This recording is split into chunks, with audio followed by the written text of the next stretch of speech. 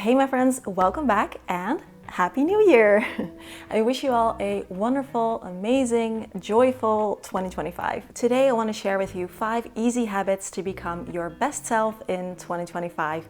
And these are not things that rely heavily on motivation, discipline, on pushing yourself, but rather on making life easier and more enjoyable and taking good care of yourself. So kind of like setting yourself up for good things to happen and tending to your well-being so that you can then show up to be your best self and get the most out of this new year in a way that feels good. As always, we're going to continue our tradition this year to grab something to drink for yourself. If you want to join me, I have some tea here with fennel, chamomile, and thyme. So really adventurous, but it's nice. So feel free to grab something. Before we begin, I quickly want to tell you that I'm doing a big New Year's sale on my decluttering ebook and both my online courses. So everything is 20% off. If you'd like to get some help and inspiration in starting the year off right, then now is the perfect time. If you have some decluttering goals this year, then you can check out my decluttering ebook. This is a 90-page PDF ebook filled with all my tips and advice towards a decluttered home. It has helpful tips for every category of clutter, pitfalls to avoid, checklists, and this is great for anyone who's just starting out with decluttering, but it also has some strategies for people who would like to take things a step further. So if you have some clutter that you would like to tackle this year, then I recommend checking out the ebook and get it with 20% off. And if you would like to simplify your life this year, then I recommend checking out my 20-week online course called In Love with Your Life. This is my in-depth program to help you simplify all big aspects of your life, as well as create more of what you love. So there's a new guided lesson with worksheets every week, but you can also decide your own pace as you move through the program and make it fit your schedule. And you'll continue to have access to all the lessons for as long as you like. This course is perfect for you if you sometimes feel overwhelmed or like your life is just too busy and hectic, or you would like to get some more insight into what it is that actually makes you happy and how you can create more of that in your life. So if that sounds good to you, then you can enroll now with 20% off. And lastly, if you would like to try slowing down a little bit this year and finding a bit more peace and calm in your everyday life, then I recommend checking out Unhurried. This is a 30-day slow living program I created where every day you will get an email from me with that day's new lesson and an inspiring challenge to help you experience slow living directly in your everyday life. The challenges are short, usually 15 minutes or less, and easy to fit into a busy lifestyle. And just like with In Love with Your Life, you will continue to have access to these lessons for as long as you like, so you can repeat the program as many times as you want. You can use the discount code NEWYEAR25 at checkout to get 20% off. You can use the code on one of them, also on more of them if you like. There's no overlap, so they're all different, so you can decide. I'll leave the links to where you can find more information about what exactly is included in the ebook and the courses, and read reviews and what other people had to say and things like that in the description box below. And the sale will last until January 29th. So if you have any questions for me, please leave them in the comments and I'll find them there. And now let's begin with number 1.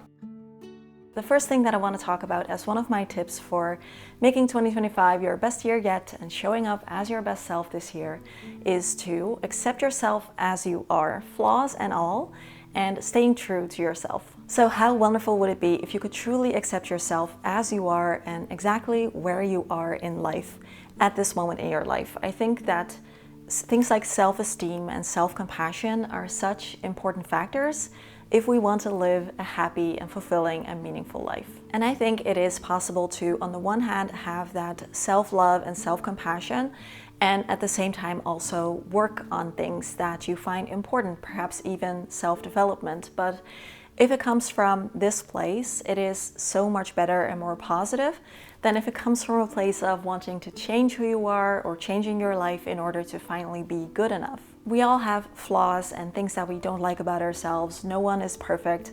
But I also think that those flaws are some of the things that also make us unique. And I also think that most of the things that we consider to be flaws also have an upside if you think about them differently. So simple example, let's say that you don't like how your arms look. You're like, yeah, I don't really like how my arms look. Then you could also think about it from another place. You could think, yeah, my arms are strong and I'm able to carry all my groceries at once and do all kinds of things with my arms. Or instead of thinking I'm too shy or too quiet and not outgoing and not fun enough, you could also think I am gentle and I'm considerate and I have a soft approach. Most of us have this negative self-talk sometimes, or self-doubt or self-criticism. And I think that fully accepting and embracing yourself as you are doesn't mean that you have to pretend that you are this perfect person or even like a good, awesome person all the time. You don't have to feel like that. It just means embracing yourself, flaws and all, and realizing that you have a lot of value just as you are, imperfect being. I'm currently reading this book, Love for Imperfect Things by Hyman Sunem. And I'm laughing because I have 3 of his books. But in this book, he talked about accepting yourself in a world striving for perfection, and also about staying true to yourself and not changing who you are for others. And he said something that really resonated with me. He said to not change yourself around other people because, while some people may find you, for example, charismatic and enthusiastic, someone else might think you are overbearing and annoying. And that same thing goes for when you change who you are. People are always going to have opinions about you that are going to vary. And if you think about it, that goes the other way too, because you might have a coworker that you think is a little bit annoying, and then someone else might think that they are really funny. So no one is going to be liked by everyone. So you don't have to change who you are in order to be liked. Another quote from that book that I really liked, I wrote it down, is, "We are worthy of being loved not because of what we do well, but because we are precious living beings. Even if you don't achieve the perfection the world demands, your existence already has value and is worthy of love." Number 2 is to try and tap into things that brighten your life as much as you can. Every once in a while, permit yourself a little luxury, something that brightens your day and brings you a sense of joy. So this could be bringing in some beautiful flowers if it's the middle of winter and you're feeling gloomy, just getting some pretty colors into your home to cheer yourself up a bit. Or maybe it is going back to bed on a Sunday morning just for another hour of chilling and reading your book. Sometimes I will get us a bottle of non-alcoholic sparkling wine to celebrate something or make it a little bit more special.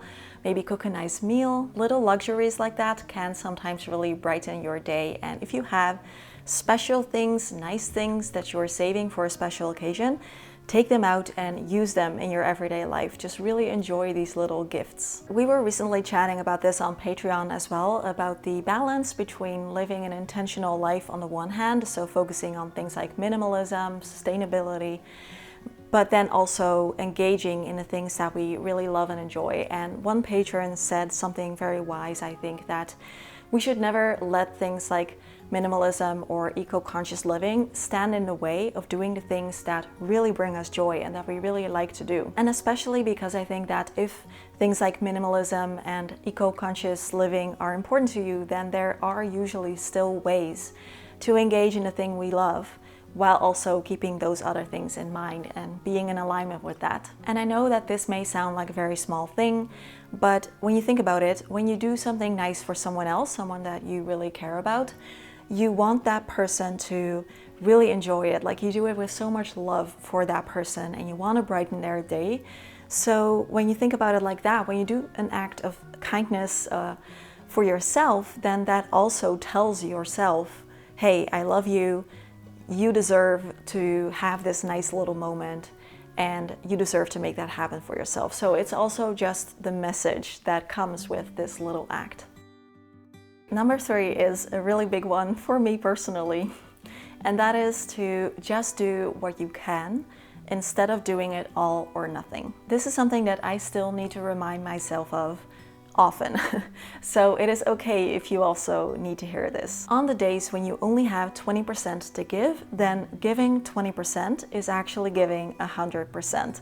So you don't have to do all or nothing. You don't have to push yourself to go all out if you only have that 20% or 30% or 40% to give. And I think that this mindset can be life-changing, especially as someone who is very sensitive and who has a battery that sometimes goes down quite quickly and who has experienced burnout before. So if you only have 20% in your tank today, then don't expect yourself to give what you normally give on days when you feel really good. So that goes for things like doing your whole to-do list or doing your usual workout routine. Whatever it is okay to just do a tiny bit, a little bit, just give what you have to give instead of going further and pushing yourself to do more. And you deserve to do restful things, fun things, whatever you want to do, not just on days when you've been super productive, but on any day. And something else that I want to add here is that this mindset of doing a little bit versus doing all or nothing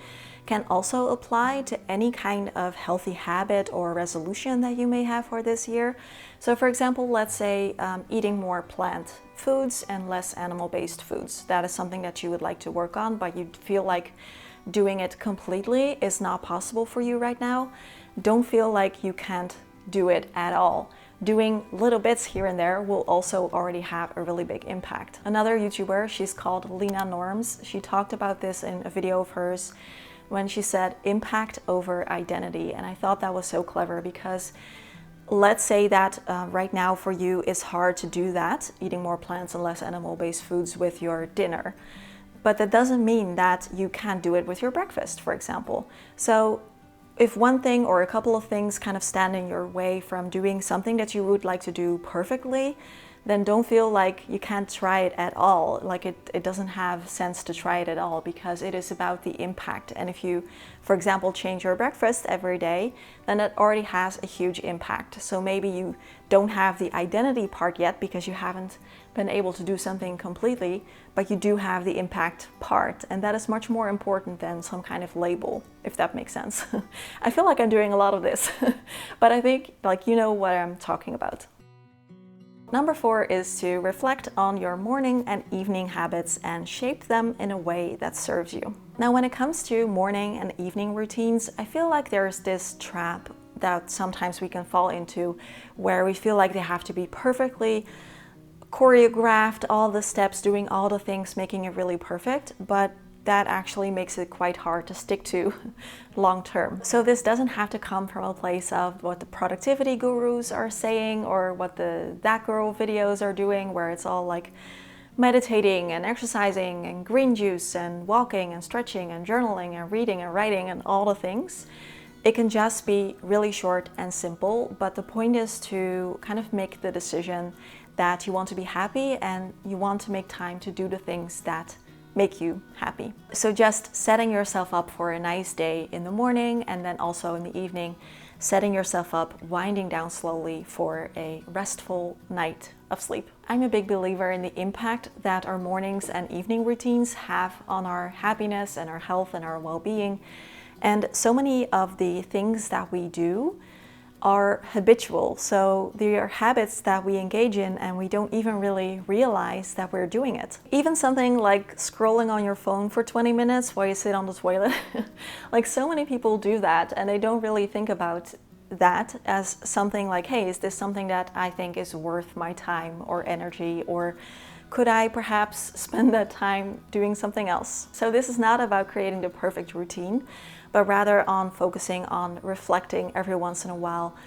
What is the first thing that you do when you wake up in the morning and how does that make you feel? And what are the other things that you do in the morning? And do you think that they serve you and support you during the rest of your day? And you could also approach this from the opposite side. If you imagine yourself living the kind of life you want to live or feeling the way that you want to feel, what does that person, do you think, do in the mornings and the evenings? And can you do those things as well? For example, Mr. Simple Happy Zen and I, we recently changed our evening routine a little bit where we hang out in front of the TV a lot less. So we are not currently watching any shows or playing any video games. So a lot less screen time, and then instead we do other things. I will read a chapter of my book or do some yoga. I also like to do little drawing exercises now, which technically is on my iPad, so that is screen time, but at least I'm also being creative and mindful when I'm drawing. Or we do fun things together that are more active. So instead of basically staring at a screen together, we are now, for example, playing card games. So recently we've been playing Magic the Gathering, which is a trading card game, and it's been super fun. So this year you could get in the habit of just reviewing your routines, and especially the things you do without really realizing it, and trying to make little tweaks here and there as you see fit. And number 5, for anyone who needs to hear this, you don't have to do every healthy habit that you hear other people talk about. The last point I want to talk about today is about healthy habits, because January is typically the month when the most people are interested in, the typical resolutions, eating right, going to the gym, all those things.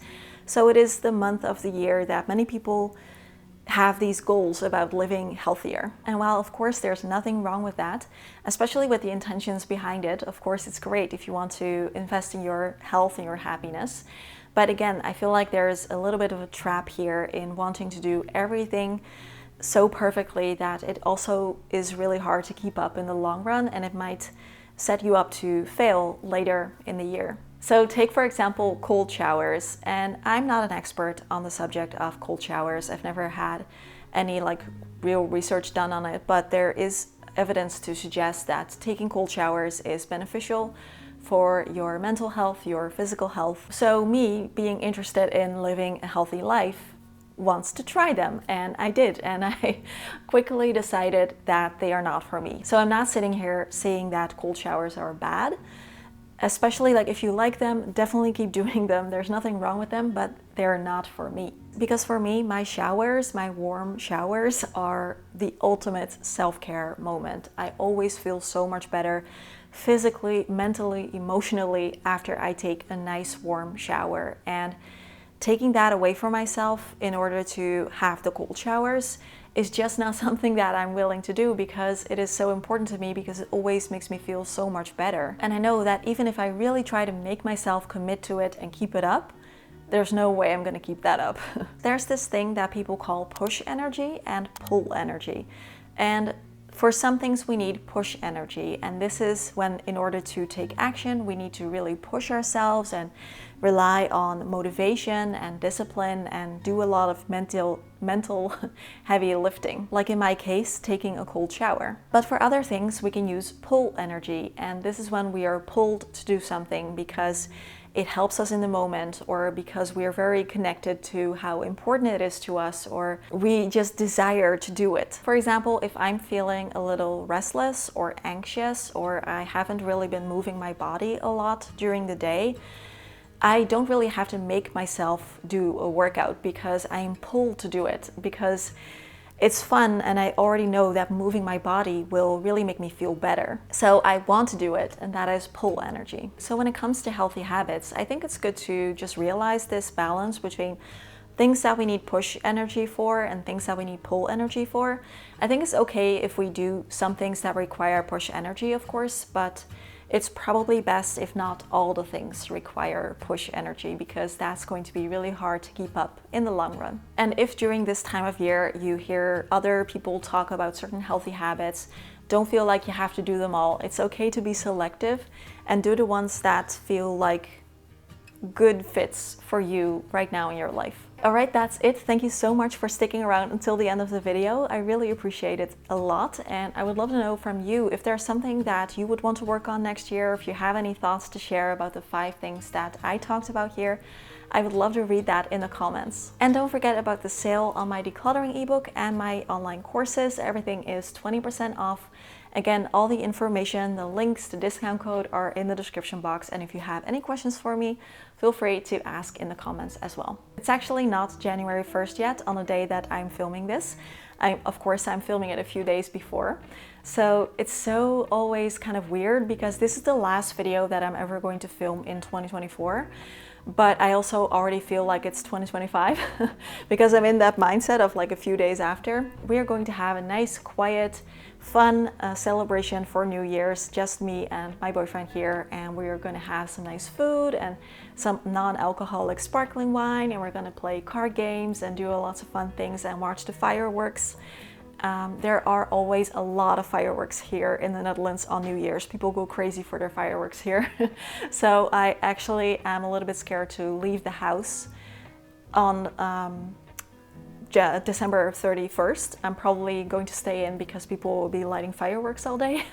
But the view is really cool, so we'll have that to look forward to. As always, questions, comments, conversations down below. Thank you so much for being here. Have a wonderful day, a wonderful week, month, and year, and I will see you all again soon. Bye bye. Do people light their own fireworks where you live, or is that something that maybe like the city or the government provides a fireworks show or something?